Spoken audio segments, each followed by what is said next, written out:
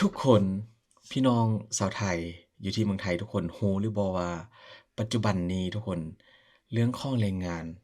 ถ้าว่าจะพูดถึงข้างบ้านที่ว่ามีปัญหากับเมืองไทยตอนนี้ก็ถือว่าบ่รับแรงงานจำนวนคนพวกนี้อยู่แล้วและล่าสุดทุกคนแรงงานลาวพร้อมกับแรงงานพม่ากำลังเดินทางบุกไปที่เมืองไทยเพื่อจะข้ามไปทำงานอยู่ที่ประเทศไทยนั่นเองเพราะว่าเมืองไทยก็ยังคงต้องการแรงงานจำนวนมหาศาลกันเลยหลายแสนหลายล้านคนกันเลยในช่วงของปีนี้ทุกคนหลังจากที่ว่าหยุดรับแรงงานข้างบ้านนะทุกคนมื้อนี้ทุกคนมาพิมพ์ค่ามื้อนี้ทุกคนมาพิมพ์ข้อมานำเสนอต่อนะและก็จะมีคลิปของแรงงานพม่าที่ว่าเขากำลังเดินทางข้ามไปประเทศไทยนะทุกคนทุกคลิปที่ทุกคนได้เห็นนี้คือแรงงานไปถูกต้องตามกฎหมายทั้งนั้นเพราะว่าไปในนามของ MOU นะทุกคนเดี๋ยวเราจะไปเบิ่งคลิปกันนะระหว่าง2ประเทศระหว่างพม่ากับลาวนี่ประเทศไหนจะเดินทางไปเยอะกว่ากันในแต่ละวันไปทุกคน ทุกคนคือคลิปที่ทุกคนได้เห็นนี่นะก็คือเริ่มแรกป้าพิมพ์ข้อเอาคลิปจากแรงงานลาวกันก่อนนะพวกเขาพากันเดินทางข้ามไปที่หลักๆก็คือจะเป็นด้านหนองคายนะด้านหนองคายเวียงจันทน์คือวัยรุ่นคือเก่าทุกคนคือคลิปนี้ก็เป็นคลิปใหม่ทั้งนั้นที่ให้ทุกคนได้เบิ่งเพราะว่าตอนนี้อยู่ที่เมืองลาวก็หลังจากที่เขาเอิ้นว่าฤดูเกี่ยวข้าวนะทุกคนบางคนก็รอท่าเกี่ยวข้าวช่วยครอบครัวช่วยพี่น้องแล้วก็เกี่ยวข้าวเสร็จเขาก็จะพากันรีบเดินทางข้ามไปประเทศไทยและบางคนก็จะเป็นการกลับมาต่อบัตรนะทุกคนนี่เลยทุกคนอันนี้เขาเอิ้นว่าต่อบัตรวันนี้เหนื่อยมากนะก็คือแบบตื่นตั้งแต่อ่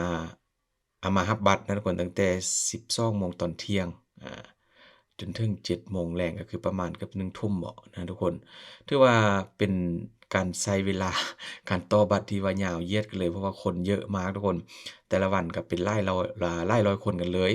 นะที่ว่าเป็นแรงงานลาวข้ามมาต่อบัตรอยู่ที่ด่านแล้วก็เป็นแรงงานลาวที่กำลังเดินทางไปที่เมืองไทยนั่นเองทุกคนคลิปก็จะสลับให้เบิ่งกันไปเรื่อยๆทุกคนนี่เป็นกลุ่มแรงงานลาวที่กำลังไปใหม่ๆนะทุกคนมาต่อบัตรกันแด่บางคนก็บัตรหมดอายุ หลายคนก็คงจะสงสัยหลายคนก็คงจะเห็นอยู่แล้วนะบริเวณไกลด่านหนองคายถ้าว่าพี่น้องชาวไทยอยู่ไกลๆนั่นก็คงจะเห็นว่าแต่ละวันเกิดอะไรขึ้นบ้างแรงงานของชาวลาวนะทุกคนเห็นบ่เยอะมากแต่ละกลุ่มที่ไปนี่ก็มีหลายบริษัทนะทุกคนที่ว่านำพาเข้าไปแบบถูกต้องตามกฎหมายมีเอกสารครบแล้วก็มีทุกอย่างครบแหละที่ว่าถูกต้องตามกฎหมายของเมืองไทย หลายคนก็ไปคือเก่าไปฝากความหวังไปทำงานอยู่ที่เมืองไทยนะเพื่อจะมีรายได้ที่ว่าดีๆนี่ทุกคนก่อนจะเข้าไปก็โอ้โฮป้าพิมพ์ได้เห็นขั้นตอนบางอย่างนะทุกคนอันนี้บางอย่างซื่อๆเดะที่จริงจะมีเยอะกว่านั้นมันมีขั้นตอนการตรวจบัตรตรวจอะไรเยอะแยะไปหมดกวดสุขภาพนะตัวนี้ก็อยู่ที่ด่านช่องแม็กทุกคนด่านช่องแม็กก็ถือว่ามีหลายกลุ่มอยู่นะที่ว่าเดินทางไปเพราะว่าหลักๆก็จะเป็นช่องจุดนี่แหละช่องด่านที่ว่ามีการข้ามไปทุกคน เป็นด้านหนองคายเวียงจันทน์แล้วก็ด้านซ่องแม็กด้านซ่องแม็กนี่มันอยู่จังหวัดอะไรทุกคนของเมืองไทยนะก็คือทั้ง2จุดก็จะเป็นวัยรุ่นคือเก่าทุกคนนี่พอไปถึงและสิ่งที่หลายคนอาจจะลืมสังเกตนั่นคนกับอาการหรือว่าปฏิกิริยาของแรงงานลาววัยรุ่นลาวที่พวกเขาข้ามไปทุกคนแต่ละคนเขามีความสุขสุดๆมีความสุขมากๆนะทุกคนคือคลิปที่เห็นนี่แหละ ทั้งรอยยิ้มทั้งเสียงหัวอ่าความสุขที่เกิดขึ้นระหว่างทางนี่ทุกคนถ่ายรูปเช็กอินเก็บไว้เป็นที่ระลึกเพราะว่าหลายคนก็คงจะรู้ดีแล้วว่าถ้าว่าข้ามไปทำงานอยู่ที่เมืองไทยนี่จะได้อะไรบ้างนะทุกคนกับผลตอบแทนผลตอบรับที่ว่าตัวเองจะได้รับนะนอกจากจะได้การบริการที่ดีการรับส่งที่ดีแล้วก็การหางานดีๆให้แล้วจาก นายหน้าหรือว่าบริษัทที่ว่านำแรงงานต่างดาวเข้าไปทำงานอยู่ที่เมืองไทยนะทุกคนเห็นบ่แต่ละคนก็มีบัตรมีอะไรโชว์ตลอดนะพวกเขาก็คงจะคิดก็คงจะบ่คิดหยังหลายแล้วแหละเพราะว่าไปก็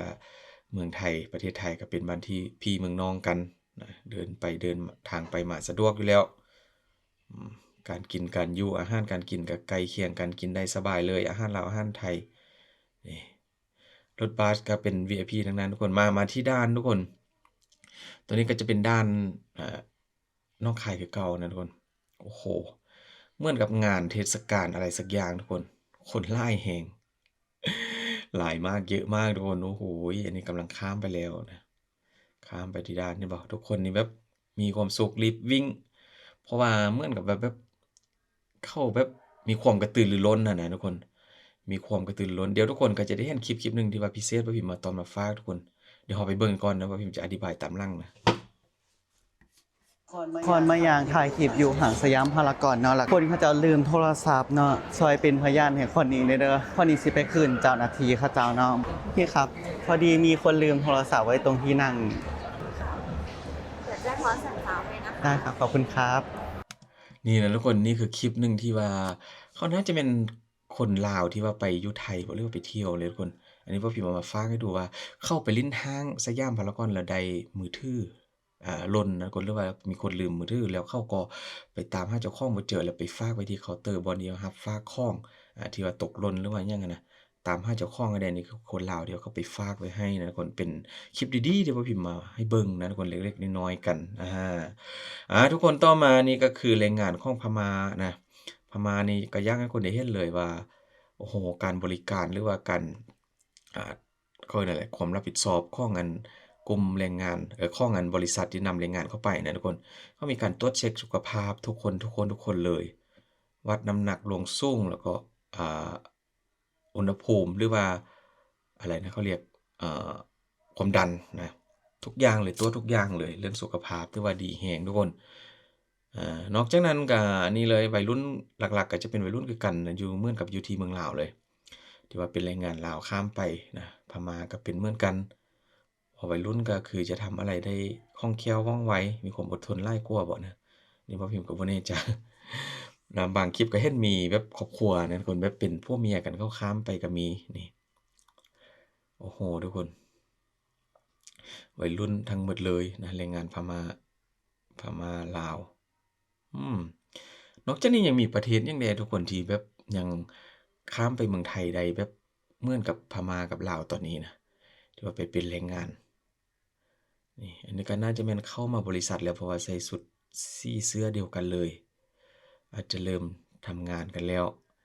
โอ้โฮก่อนจะเข้าทำงานกันนี่ก็บ่แม่นง่ายๆนะมีการฝึกระเบียบฝึกอบรมเรื่องเวียกงานเรื่องระบบหยังต่างๆนี่แหละบางจุก็เข้าไปในแบบห้องแอร์มีการฝึกสอนกฎระเบียบนะทุกคนนี่ปิดท้ายตึมทุกคนก็คือแรงงานลาวอีกตึมกลุ่มหนึ่งนะพวกเขาข้ามไปข้ามมาหลายคนก็ตั้งแต่บ่พิมพ์ทำคลิปมานี่แรงงานลาว ที่ว่าข้ามไปทำงานอยู่ไทยนี่ว่าพิมพ์ทำมานี่ก็2ปีกว่าๆแล้วแต่ว่าบางคนก็ไปอยู่ที่เมืองไทยเป็น10ปีก็มีแล้วแหละแต่แล้วก็เดินทางข้ามกลับไปกลับมานะบัตรหมดมาต่อบัตรช่วงพักเทศกาลใหญ่ๆของเมืองไทยก็ได้กลับบ้านบ่ว่าจะเป็นเทศกาลสงกรานต์บ่ปีใหม่ส่งท้ายปีเก่าต้อนรับปีใหม่หยังประมาณนี้บ่ ก็บางโรงงานบางพื้นที่ก็มีการพักให้พนักงานลากันกลับบ้านนะแรงงานลาวเด้อทุกคนอยู่ที่2แม็กคลิปนี้ปิดท้ายทุกคนข้ามไปปุ๊บหรือว่าอยู่ที่ฝั่งลาวก่อนจะข้ามก็จะมีการเลี้ยงข้าวคือเก่านะทุกบริษัทจริงๆทุกคนที่ว่ามีการนำเอาแรงงานลาวเข้าไปนี่ถือว่าบ่พิมพ์ข้อชื่นชมจากใจจริงๆว่าดีหลายทุกคนได้กินอิ่มได้กินดีตั้งแต่การเดินทางนะไปจนถึงที่พักจริงๆจึงได้กลับไปแล้วก็ตั้งใจนะบ่พิมพ์ก็ขอฝากแล้วก็ขอเป็นกำลังใจให้พี่น้องชาวไทยพร้อมกับพี่น้องพร้อมกับแรงงานชาวพม่านะทุกคนที่ตอนนี้ก็มีหลายคนที่กำลังวางแผนข้ามไป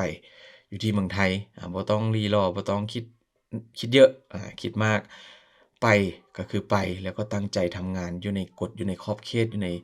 ภายใต้กฎหมายของเมืองไทยแค่นี้ก็โอเคแล้วนะไปถูกต้องตามกฎหมายดีที่สุดดีจริงๆทุกอย่างก็จะมีสิ่งดีๆตามมาสิ่งอำนวยความสะดวกอยู่ที่เมืองไทยตามมาแน่นอนนะบ่ว่าจะเป็นเรื่องของสวัสดิการหยังต่างๆนะเรื่องการตรวจสุขภาพเรื่องการ ปิ่นปัวรักษาตัวเวลาได้รับบาดเจ็บแล้วเกิดอุบัติเหตุหยังอยู่ที่เมืองไทยก็จะมีการปิ่นปัวฟรีให้ทั้งหมดเหมือนกับพี่น้องชาวไทยเองเลย โอ้ยทุกคนดีแรง ขอบคุณหลายๆทุกคนมีหยังใหม่ๆเดี๋ยวผู้ใดฮู้ว่านอกจาก2ประเทศแล้วที่ว่าเดินทางไปที่เมืองไทยเพื่อไปทำงานนี้ยังมีประเทศใดๆทุกคนคอมเมนต์บอกว่าพิมพ์อยู่ที่กล่องคอมเมนต์กล่องคลิปนี้ก็แล้วกันนะทุกคนวันนี้ก็ขอบคุณหลายๆทุกคนเจอกันคลิปต่อไปขอบคุณหลายๆเด้อ